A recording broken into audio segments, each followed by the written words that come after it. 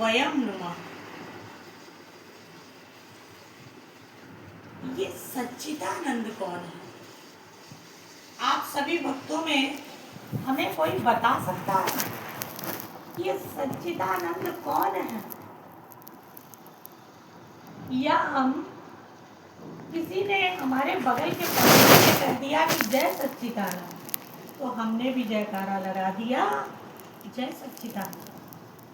तो भक्तों, हम ये बताइए कि ये सच्चिदानंद है कौन? आप में से कोई बता सकता है कि सच्चिदानंद कौन है? छोटा सा मैं आपको बता देती हूँ। ये सच्चिदानंद और कोई नहीं जिनकी आप कथा श्रवण कर रहे हैं, यही सच्चिदानंद है।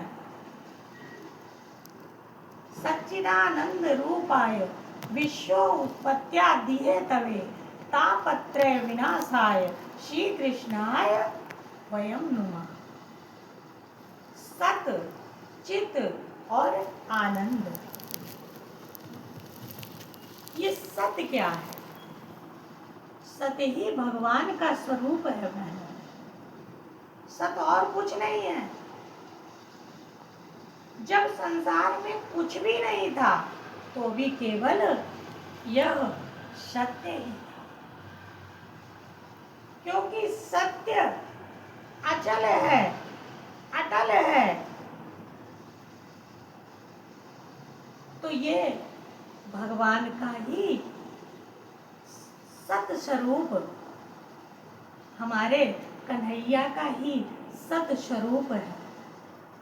इस संसार में जब कुछ भी नहीं था तो भी भक्तों केवल केवल सत्य ही था, और जब इस संसार में कुछ भी नहीं होगा तो भी भक्तों केवल सत्य ही रहेगा।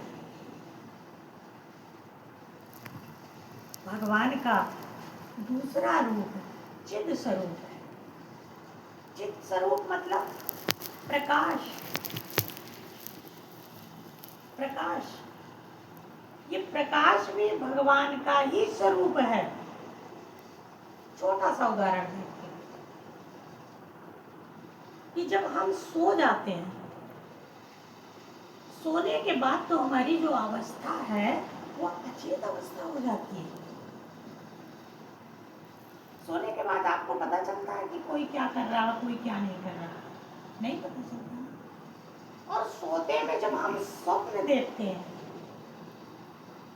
और स्वप्न जब हम जागते हैं और उस स्वप्न के बारे में हम अपने प्रेमी हितैषियों से बताते हैं, तो हमें कैसे पता चलता है?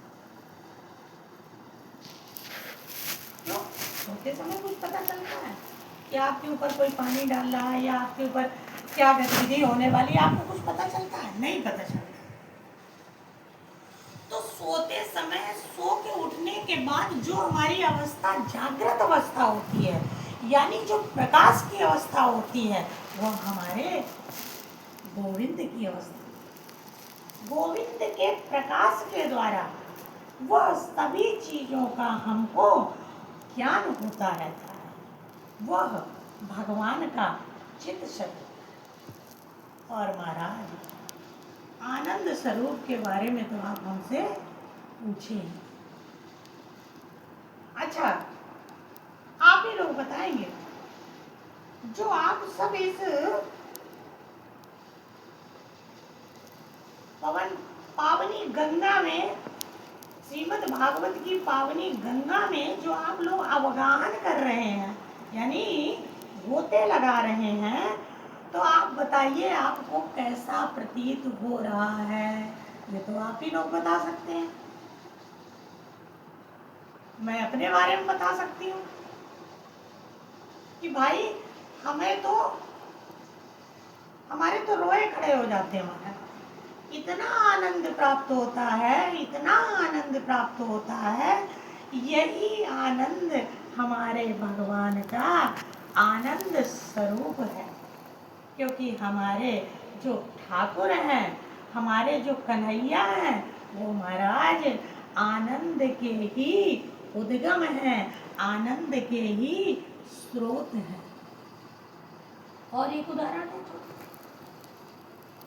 देखिए जब अभी हमारा चौथे दिन लाला का जन्मदिन मनाएंगे तो क्या हम उसमें क्या गाते हैं?